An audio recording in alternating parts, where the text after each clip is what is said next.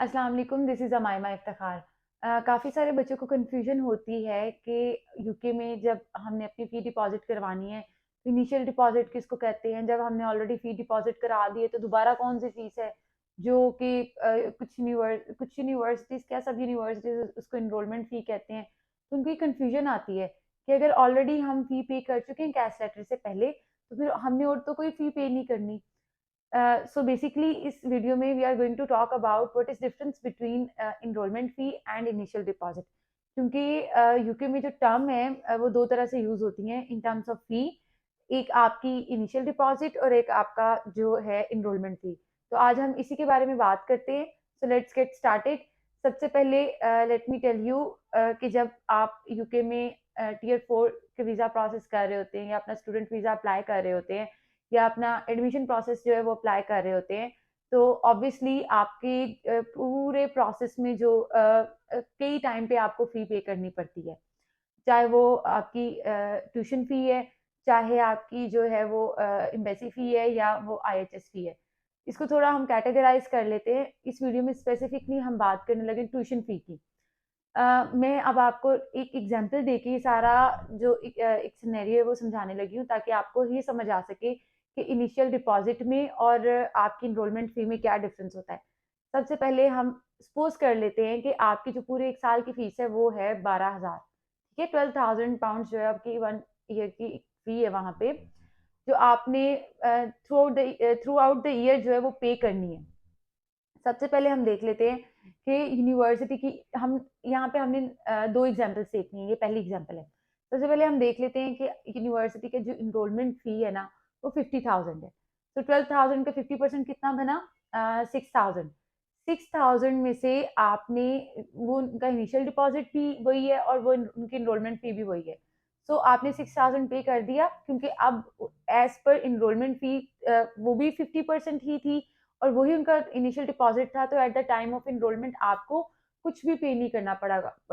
कुछ पे नहीं करना पड़ेगा। अब आप इनरोल हो गए हैं। अब आपने जो आपकी रिमेनिंग फी है, जो भी उनकी इंस्टॉलमेंट की पॉलिसीज है, उसके मुताबिक आपने पे कर देना। लेट्स से कुछ यूनिवर्सिटीज है, वो कहती है मैक्सिमम आप 7 इंस्टॉलमेंट्स कर सकते हैं। कुछ है वो कहती नहीं, हम 2 ही इंस्टॉलमेंट्स में आपसे फीस लेनी है। कुछ है वो कहते हैं हम 3 इंस्टॉलमेंट्स ले लेंगे। So it varies from university to university कि आपका इंस्टॉलमेंट प्लान क्या है। ठीक है, ये एक सिनेरियो हो गया। अब दूसरे सिनेरियो को देख लेते हैं। लेट्स से कि आपकी यूनिवर्सिटी की जो फी है दैट इज 15,000। ओके, और यूनिवर्सिटी आपको 2,000 का लेट्स से स्कॉलरशिप दे रही है। अच्छा, अब 15,000 फी है, 2,000 का आपको स्कॉलरशिप मिल गया। अब वो कहते हैं आपका जो इनिशियल डिपॉजिट है वो 3,000 है, बट आपकी इनरोलमेंट 50% पे होनी है। मैं फिर रिपीट कर रही हूँ। 15,000 लेट्स से फी, बेशक आप इसको एक कॉपी पेन से ले ले, वहां पे बेशक इसको लिख ले, ताकि आप जब कैलकुलेट करेंगे तो आपको बिल्कुल क्लियर हो जाएगा। लेट्स से 50% आपकी फी, सॉरी 15,000 आपकी फी, 2,000 आपका स्कॉलरशिप। सो आफ्टर स्कॉलरशिप आपकी फी कितनी फी रहेगी? 13,000। ठीक है, उन्होंने क्या कहा, जो आपकी इनिशियल डिपॉजिट है वो 3,000 है और जो आपकी इनरोलमेंट है वो 50% पे होनी है। अब यहाँ पे दोबारा आ जाते हैं। 15,000 फीस थी, 2,000 की स्कॉलरशिप मिल गई, 13,000। 13,000 का जो 50% कितना बना? 6,500। अब 6,500 यू हैव टू पे बिफोर योर इनरोलमेंट, बट वो कहते हैं कैश लेटर से पहले आप हमें 3,000 जो अपना deposit they they. That's all right. इसका मतलब कि हमने कैश लेटर से पहले 3,000 पे कर दिया था। कैश आ गया, आपका वीजा अप्लाई हो गया, आपका वीजा एप्लीकेशन लॉन्च हो गई, उसके बाद उसका रिस्पॉन्स आ गया, इवन आपने ट्रैवल भी कर लिया। अब इनरोलमेंट, इनरोलमेंट के टाइम आप 3,500 दोबारा पे करेंगे, लाइक 6,500, अपना 6,500 पूरा करेंगे, अपना 50% पूरा करेंगे, तभी जाकर जो है आपका, आप इनरोल होंगे वहां पे और आप एक लीगल स्टेटस के तौर पे रह सकते हैं। तभी आपको बीआरपी कार्ड मिलेगा। अगर आप वहां पे इनरोल नहीं है तो आपका कोई भी आपका फायदा नहीं है यहाँ से इनिशियल डिपॉजिट का हम देके जाने का।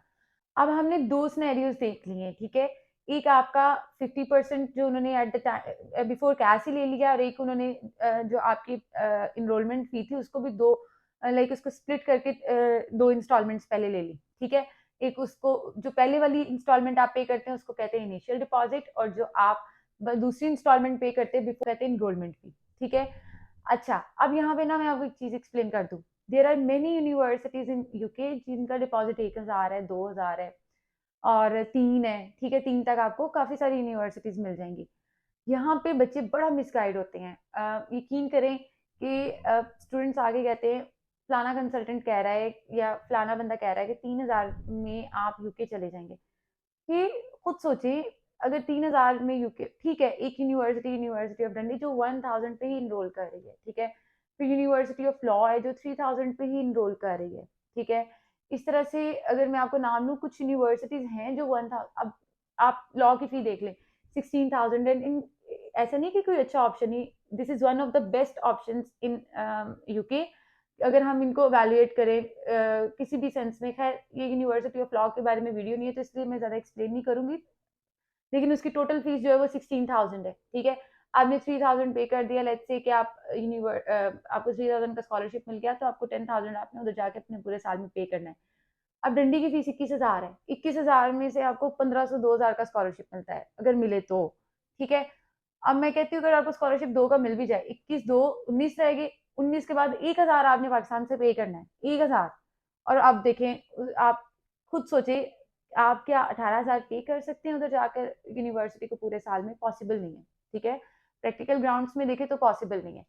इसी तरह से बच्चे मिसगाइड कहाँ पे होते हैं कि उनको लगता है कि 3000 में या 4000 में, 4000 में तो खैर काफ़ी सारी डिपॉजिटरी यूनिवर्सिटीज़ हैं जो इनरोल कर रही हैं और उनकी फ़ी भी बड़ी मुनासिब है, मतलब 1-2 में बच्चा जा सकता है और जाके बस उधर जाकर नहीं देने पड़ते, ऐसा नहीं होता। आपने हमेशा अपने बजट में इनरोलमेंट फ़ी ऐड करनी है।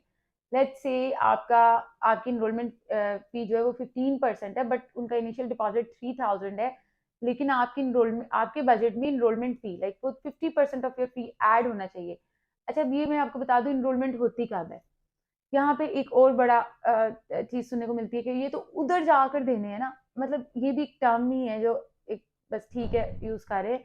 देखिए, इनरोलमेंट का एक स्पेसिफिक टाइम पीरियड होता है। लेट्स से हम देख लेते हैं कि यूनिवर्सिटी की जो क्लासेस स्टार्ट होनी है ना, कमेंसमेंट डेट है वो है 13 सितंबर। मैं एक एग्जांपल ले रही हूँ, 13 सितंबर है। अच्छा, उसकी लेटेस्ट इनरोलमेंट डेट जो है ना वो कर दी है उन्होंने, क्या उसे कहते हैं, 30 सितंबर। अच्छा, अब उन्होंने कहा है कि आपने अपनी इनरोलमेंट फी जो है ना वो 20 सितंबर से पहले पहले पे करनी है, ठीक है। अब ये इस सिनेरियो को समझने की कोशिश कीजिएगा कि क्लासेस आपकी 15 से स्टार्ट होनी है, इनरोलमेंट डेट की उन्होंने लास्ट डेट जो है वो कर दी है, इनरोलमेंट फी डिपॉजिट कराने की लास्ट डेट उन्होंने 20 सितंबर कर दी है, और मैक्सिमम जो आपके पास टाइम पीरियड होगा यूके जाने का वो 30 सितंबर तक होगा, ठीक है। ये मैं आपको एग्जाम्पल दे रही हूँ, ऐसा किसी भी यूनिवर्सिटी का जो है वो कोई स्पेसिफिक यूनिवर्सिटी का ये कोई डेट्स नहीं है, डेडलाइंस नहीं है, ये मैं आपको एग्जाम्पल के तौर पे बता रही हूँ। खैर, अब आ जाते हैं, अब आपने डिपॉजिट पे किया था तो आपका कैश लेटर आया था डेफिनेटली, ठीक है। अब आपका डिपॉजिट पे हो चुका था, आपका कैश लेटर आ चुका हुआ था, उस कैश लेटर पे ऑब्वियसली आपकी वीजा एप्लीकेशन लॉन्च हो चुकी हुई थी और आपका वीजा इशू हो चुका, ठीक है। अब यहाँ पे देखें कि लेट्स से कि अगर तो आपका बड़ा अच्छा टाइम पीरियड, आपने बड़ा टाइमली अपना प्रोसेस स्टार्ट कर लिया, अभी से अगर हम देखें, अभी जिनके कैश अप्लाई हो रहे हैं या जिनके अप्लाई हो जाने और उनको मिल भी जाने हैं कैश जल्दी से, और उन्होंने साथ ही अपना वीजा एप्लीकेशन लॉन्च कर ली, तो ये उनको है कि उधर जाके, क्योंकि वो 1 महीना पहले ट्रैवल कर सकते हैं।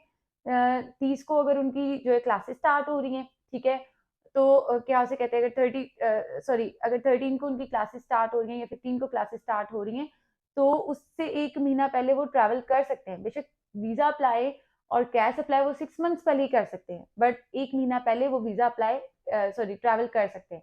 तो वो तो उन पे ये चीज़ इम्प्लीमेंट होती है कि अगर उन्होंने 1 महीना पहले या टाइमली अपना प्रोसेस कर लिया था और टाइमली ही ट्रैवल कर लिया था, तो ये उन पे इम्प्लीमेंट होती है कि जो इनरोलमेंट फी है वो उधर जाके पे करनी है। बट ऐसे स्टूडेंट्स भी होते हैं जो बिल्कुल नेक टू नेक चल रहे होते हैं, हर चीज़ 11th आवर्स में करते हैं।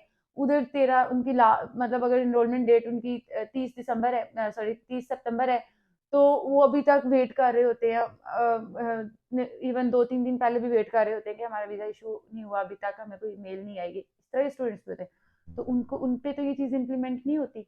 इसलिए नो मैटर व्हाट, आपने यहाँ पे पे करनी है, उधर जाके पे करनी है, आपके बजट में जो है ना आपकी इनरोलमेंट फी ही ऐड होनी चाहिए। तो that's all from my side. I tried my best कि मैं आपको इस वीडियो में जो इनिशियल डिपॉजिट और इनरोलमेंट फी है उसमें डिफरेंस बता सकूं। मैंने ऑलमोस्ट बड़े डिफरेंट सिनेरियो से आपको बताने की कोशिश की है। स्टिल आपको अगर समझ नहीं आई तो यू कैन कॉन्टेक्ट अस, हम आपको और मज़ीद एक्सप्लेन कर सकते हैं। So thanks for watching this video. अल्लाह हाफ़िज़।